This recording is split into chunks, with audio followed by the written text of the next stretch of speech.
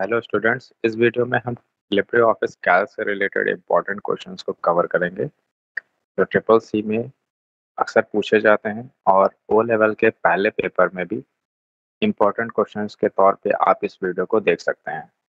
ठीक है, चलिए स्टार्ट करते हैं।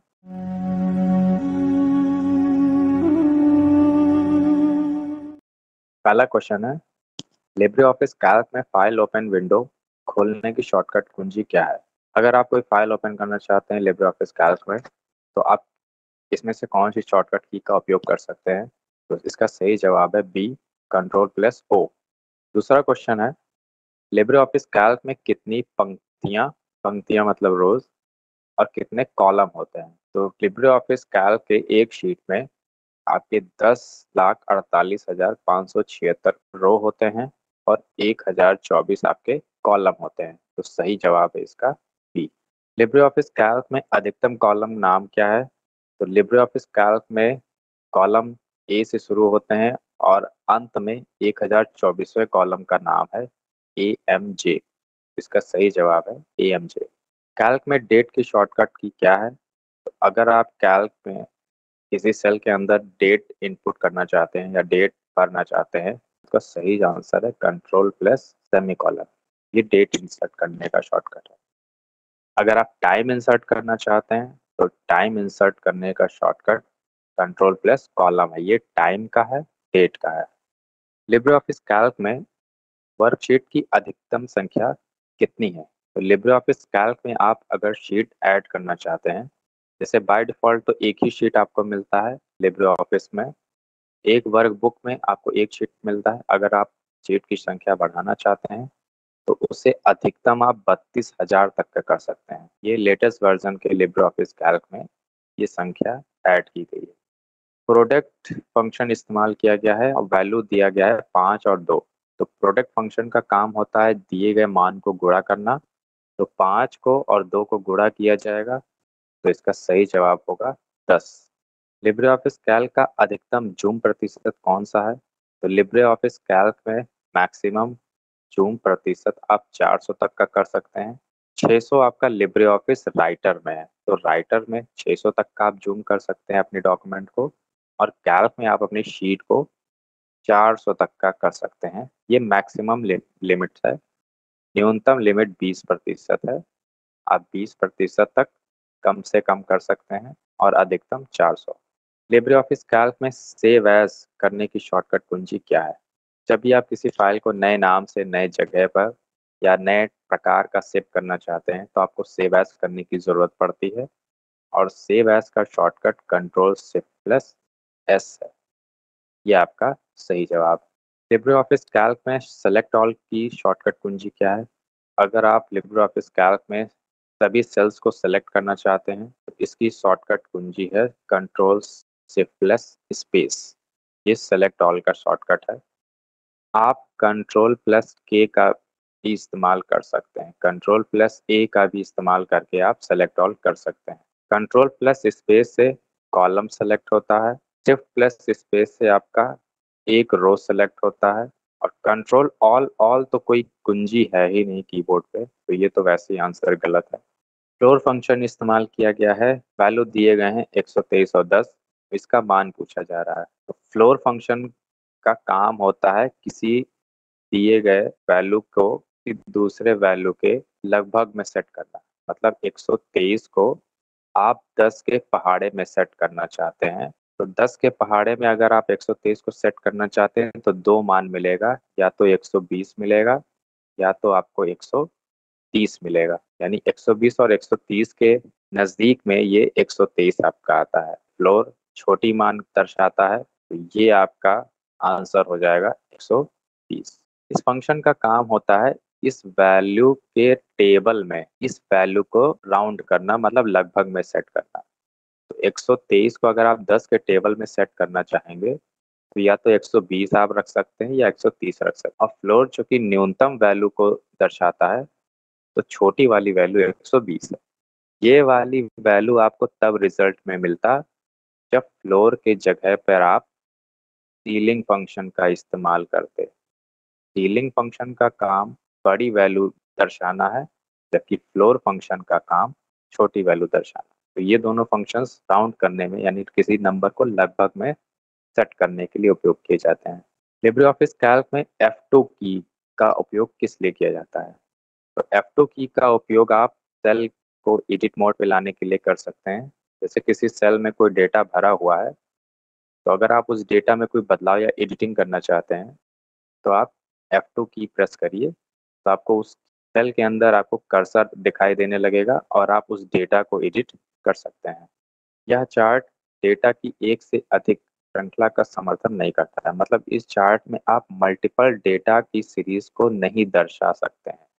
जैसे कॉलम चार्ट में आप कई सारे सब्जेक्ट्स दिखा सकते हैं, बार चार्ट में भी आप कई सारे सब्जेक्ट्स दिखा सकते हैं, लेकिन पाई चार्ट में केवल आप एक ही सीरीज को दर्शा सकते हैं। या तो हिंदी के मार्क्स को दर्शा सकते हैं या फिर सिर्फ इंग्लिश के मार्क्स को दर्शा सकते हैं। मल्टीपल सीरीज का आप इस्तेमाल नहीं कर सकते पाई चार्ट। तो इसका सही जवाब है पाई चार्ट। लाइन विराम यानी कि लाइन ब्रेक यानी आप लाइन चेंज करना चाहते हैं, तो आप क्या उपयोग करेंगे? देखिए, एक सेल के अंदर आपको 2 लाइन में कुछ लिखना है, तो एक लाइन लिखने के बाद आप लाइन चेंज करने के लिए कंट्रोल प्लस इंटर की प्रेस करेंगे। तो इसका सही जवाब है कंट्रोल प्लस इंटर यानी ए। किसी डॉक्यूमेंट में हाइपरलिंक ऐड करने का शॉर्टकट क्या है? तो अगर आप हाइपरलिंक ऐड करना चाहते हैं अपने कैल्क की शीट में, हाइपरलिंक का शॉर्टकट है कंट्रोल प्लस ई।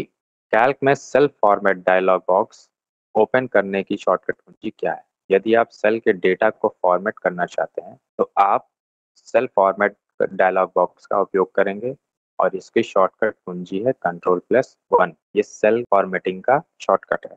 इस शॉर्टकट का उपयोग सेलेक्ट किए गए टेक्स्ट से सभी प्रकार की फॉर्मेटिंग को हटाने के लिए किया जाता है।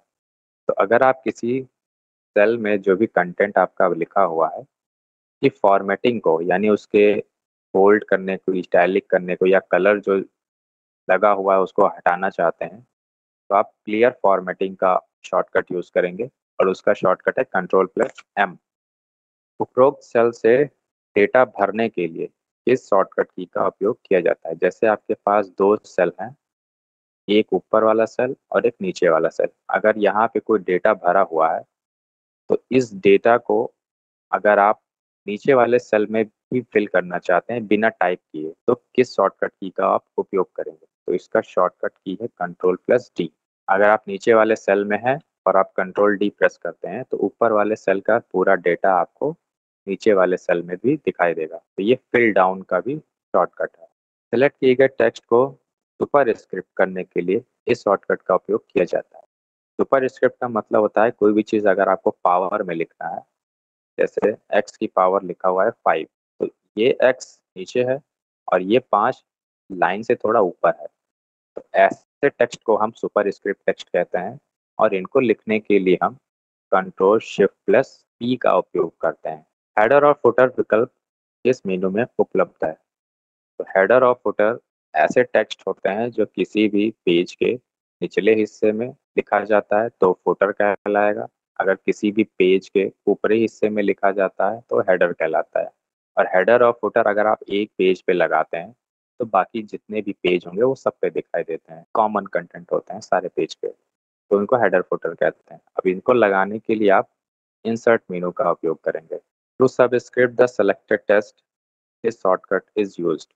सेलेक्ट किए गए टेक्स्ट को सब स्क्रिप्ट करना है। अब देखिए, सुपर स्क्रिप्ट अभी आपने देखा, सुपर स्क्रिप्ट पावर्स में कुछ लिखा जाता है उसको कहते हैं। सब स्क्रिप्ट जो भी चीज़ें आप बेस में लिखना चाहते हैं उनके लिए उपयोग किया जाता है। तो ऐसे टेक्स्ट को जो लाइन से थोड़ा नीचे लिखे जाते हैं सब स्क्रिप्ट टेक्स्ट कहलाते हैं और इनको लिखने के लिए हम कंट्रोल शिफ्ट प्लस बी का उपयोग करते हैं। निम्नलिखित में से कौन संरेखण संरेखण मतलब होता है अलाइनमेंट का एक प्रकार नहीं है? अलाइनमेंट होता क्या है? जैसे कोई सेल के अंदर आप डेटा किस पोजीशन पे, किस जगह पे लिखना चाहते हैं। जैसे डेटा आप लेफ्ट साइड भी रख सकते हैं, डेटा आप राइट साइड भी रख सकते हैं, डेटा आप सेंटर में भी रख सकते हैं, या एक और अलाइनमेंट होता है जिसको कहते हैं जस्टिफाइड। ये सेल के कंटेंट को बोथ साइड से यानी लेफ्ट और राइट दोनों साइड से इक्वल स्पेस देके लिखता है। तो ये भी अलाइनमेंट है, ये भी अलाइनमेंट है, ये भी अलाइनमेंट है, ये अलाइनमेंट नहीं है। लिखा है ना, कौन सा एक नहीं है, तो ये अलाइनमेंट का प्रकार नहीं है। कंट्रोल प्लस के ये हाइपर लिंक का शॉर्टकट है, ना कि किसी अलाइनमेंट का। प्रोटेक्ट शीट विकल्प इस मेन्यू में उपलब्ध है। तो अगर आप पूरे शीट के कंटेंट को प्रोटेक्ट करना चाहते हैं, यानी उसमें बदलाव करने से या चेंजिंग करने से रोकना चाहते हैं, तो आप टूल्स मेन्यू पे क्लिक करेंगे, वहाँ पे आपको प्रोटेक्ट शीट का ऑप्शन दिखाई देगा। लिब्रे ऑफिस कैल्क में कितने चार्ट होते हैं? तो लिब्रे ऑफिस कैल्क में आपको 10 चार्ट मिलेंगे। ठीक है, इस सेल रेफरेंस का उपयोग करके हम पंक्ति यानी कि रो या कॉलम को बदल सकते हैं। सेल रेफरेंस सेल एड्रेस को कहते हैं। जैसे एक सेल एड्रेस है A2, आप नीचे फिल करेंगे तो A3 हो जाएगा, राइट साइड में इसको फिल करेंगे तो ये B2 हो जाएगा। यानी सेल एड्रेस चेंज हो जाता है फिल करने पे। तो ये रिलेटिव एड्रेस है, ये दोनों साइड चेंज हो सकता है। हम एक साइड में चेंज करना चाहते हैं, या तो पंक्ति में या तो स्तंभ में, तो आपको मिक्स्ड एड्रेस उपयोग करना पड़ेगा, जो सिर्फ और सिर्फ एक ही साइड में बदल सकता है। और मिक्स्ड एड्रेस को लिखने के लिए हम डॉलर सिंबल उपयोग करते हैं रो या कॉलम के पहले। तो अगर आपने ए के पहले डॉलर सिंबल लगा दिया है, तो अब कॉलम आपका फिक्स है, रो चेंज हो सकता है। और अगर आपने रो के पहले डॉलर सिंबल लगाया है, तो रो आपका फिक्स हो गया है, यानी बदलेगा नहीं, और कॉलम आपका चेंज हो जाएगा। तो दोनों में से कोई एक बदल सकता है मिक्स्ड सेल एड्रेस में। लिब्रे ऑफिस कैल्क में साइड बार के लिए शॉर्टकट कुंजी क्या है? तो साइड बार का शॉर्टकट कुंजी लिब्रे ऑफिस कैल्क में और राइटर में सेम है, और ये है कंट्रोल प्लस F5। इस शॉर्टकट की से आपका साइड बार हाइड भी हो जाएगा अगर पहले से दिख रहा है, और अगर हाइड है तो वो शो हो जाएगा। टेक्स्ट का स्वतः यानी ऑटोमेटिकली नए लाइन पर जाना क्या कहलाता है? तो अगर कोई आप लाइन लिख रहे हैं और लाइन पूरा होने के बाद आपने देखा होगा कि वो नए लाइन पे चला जाता है, तो इसको हम कहते हैं वर्ड रैप। अगर आप कोई सेल के अंदर कोई कंटेंट लिखते हैं, तो उसको मल्टीपल लाइंस में दिखाने के लिए भी हम वर्ड रैप का उपयोग कर सकते हैं, अगर सेल का डाटा ज़्यादा होता है तब। लिब्रे ऑफिस से बाहर निकलने के लिए इस शॉर्टकट का उपयोग किया जाता है। तो लिब्रे ऑफिस से अगर आप बाहर निकलना है, तो आप एग्जिट कमांड का उपयोग करेंगे। ये एग्जिट का शॉर्टकट की है, कंट्रोल प्लस Q। कैल्क में सेल की एक पंक्ति का चयन करने के लिए किस शॉर्टकट कुंजी का उपयोग किया जाता है? अगर आपको कई सारे सेल्स के रो को सेलेक्ट करना है, तो रो सेलेक्ट करने की शॉर्टकट कुंजी है शिफ्ट प्लस स्पेस। ये रो सेलेक्ट करने के लिए है। अगर आप कॉलम सेलेक्ट करना चाहते हैं, तो कंट्रोल प्लस स्पेस, ये कॉलम का है। कंट्रोल A ये ऑल का है, ये रो और कॉलम दोनों को करेगा। कंट्रोल शिफ्ट प्लस स्पेस ये भी ऑल का है, ये रो और कॉलम दोनों को करेगा। सीलिंग फंक्शन, अभी थोड़ी देर पहले हमने फ्लोर के बारे में बताया था, तो फ्लोर इस नंबर के टेबल में इसको सेट करता है, और सीलिंग फंक्शन भी इस 7 के टेबल में 17 को सेट करेगा। तो 17 को सेट करता है 7 के टेबल में, तो या तो आप 14 लिख सकते हैं, या तो आप 21 लिख सकते हैं। यानी 14 भी 7 के टेबल में है, 21 भी 7 के टेबल में है, और इन दोनों के बीच में आता है 17। तो सीलिंग फंक्शन बड़ी वैल्यू को दर्शाता है, तो ये आपका सीलिंग फंक्शन का रिजल्ट है। जब आप फ्लोर फंक्शन यूज कर रहे होते हैं, तब आपका लोअर वैल्यू आता है। ठीक है, तो यहाँ पे सीलिंग फंक्शन का रिजल्ट पूछा है, तो रिजल्ट है आपका 21। सीलिंग और फ्लोर फंक्शंस किसी नंबर को किसी दूसरे नंबर के मल्टीपल में लगभग में सेट करते हैं।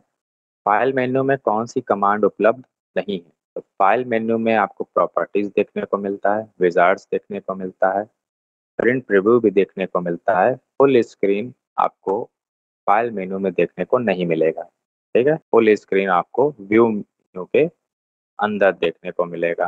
तो आज की इस वीडियो में सिर्फ 30 क्वेश्चंस को हम कवर करेंगे। नेक्स्ट वीडियो में हम कैल्क के और भी इम्पोर्टेंट क्वेश्चंस को कवर करेंगे।